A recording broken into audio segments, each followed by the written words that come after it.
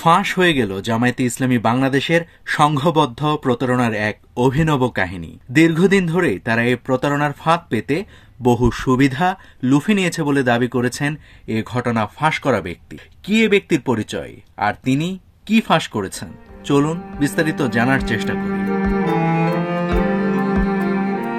ঢাকা বিশ্ববিদ্যালয়ের কেন্দ্রীয় ছাত্র সংসদ ডাকসু নির্বাচনে ছাত্রদলের প্যানেল থেকে জিএস পদে নির্বাচন করা শেখ তানভীর বারী হামিম এ ঘটনা ফাঁস করেন। তিনি সম্প্রতি গণমাধ্যম আলাপে বলেন, সম্প্রতি আমি গ্রামে গিয়েছিলাম, ভাঙা পা নিয়ে এক ভ্যানে করে ঘুরছিলাম। ভ্যানওয়ালা বলে উঠলেন, সবাইকে তো দেখলাম, এবার একটু জামাতকে দেখব। আমি খুব অবাক হলাম। বিএনপির প্রার্থী আজিজুল বারী হেলাল তো খুলনা 4 আসনে খুবই জনপ্রিয়, ভ্যানওয়ালা তাকে চিনেন। এরপর ভ্যানওয়ালা বলেন, জামায়াত প্রার্থী কে তা তিনি জানেন না, তবে জামায়াতকে ভোট দিবে এবার।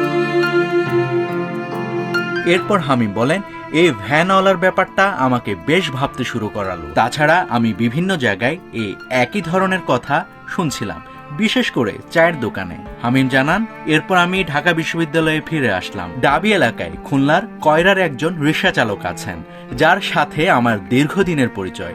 সে আগে এলাকায় বিএনপির রাজনীতি করত, পরে এলাকা থেকে চলে আসে।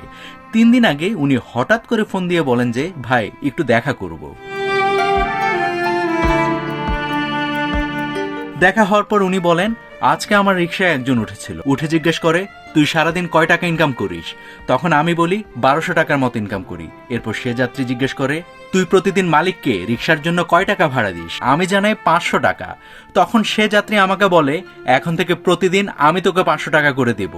তোর কাজ একটাই, তোর রিক্সায় যে উঠবে তুই তাকে বলবি, সবেরে তো দেখছি, এবার একটু জামাতকে দেখব। এরপর সে রিক্সাওয়ালাকে বলা হয়, তোমার রিক্সায় ছদ্মবেশে আমাদের অনেকেই উঠবে, আসলে সবাইকে বলছো কিনা সেটা পরীক্ষা করা হবে, রাতের বেলা এসে টাকাটা নিয়ে যাবে। এরপর হামিম বলেন, এই যে চায়ের কাপে বা রিক্সাওয়ালাদের মুখে জামায়াতের কথা শুনেন, তা হচ্ছে একটি সংঘবদ্ধ প্রচারণার অংশ। এই ঘটনা শুনে আমার মাথায় আসে, শ্রমজীবী মানুষ যারা দিন এনে দিন খায়, তাদের দারিদ্রতাকে পুঁজি করে জামায়াত এই ধরনের প্রতারণামূলক প্রচারণা চালাচ্ছে।